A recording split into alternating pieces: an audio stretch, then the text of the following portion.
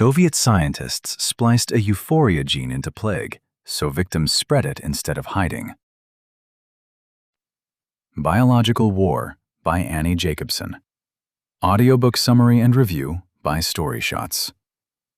Nuclear war ends a civilization in 72 minutes.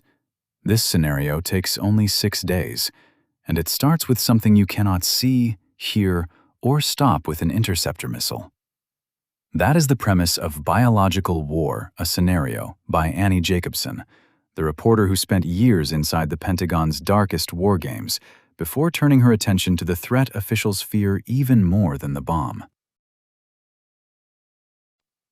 Why biological weapons beat nuclear ones. Most people assume nuclear weapons sit at the top of the doomsday hierarchy. They require enrichment facilities, missiles, and a national military to build and launch. A biological weapon requires none of that. A small lab and gene editing tools, now cheap enough for a graduate student, are enough to engineer a pathogen with no known cure. Nobody has to track fissile material or watch a satellite feed for movement. You already live one lab accident away from a countdown you cannot see start. Biological weapons beat nuclear ones for a simple reason. Nobody has to control the launch button, because there is no button. Detection depends on someone noticing a strange illness before it becomes unstoppable, and that noticing is never guaranteed. The 6-day countdown.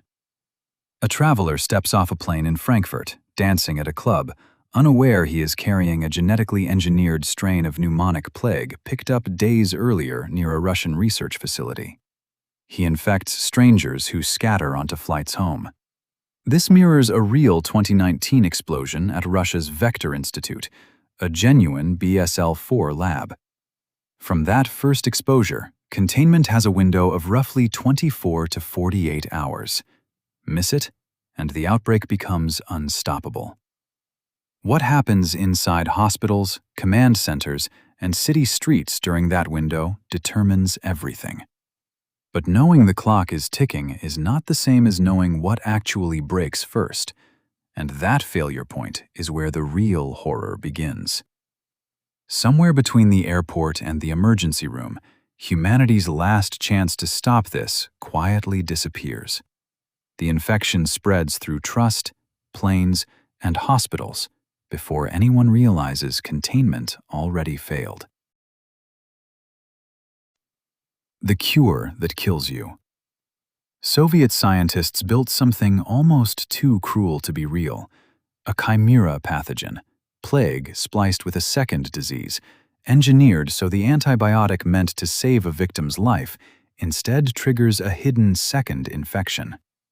Doctors administer the standard treatment. Patients get worse.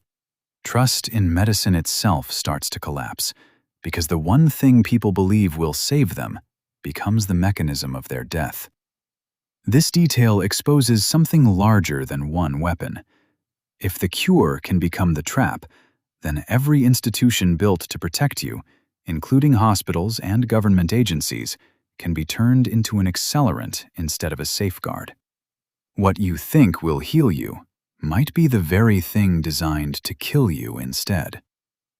If this scenario changed how you think about pandemic preparedness, someone in your life who works in healthcare or public policy probably needs to hear it too. Final summary. This summary of biological war traces one thread. Biological weapons have a lower barrier to entry than nuclear ones. A 6-day window separates containment from anarchy, and even medicine itself can be engineered into a trap.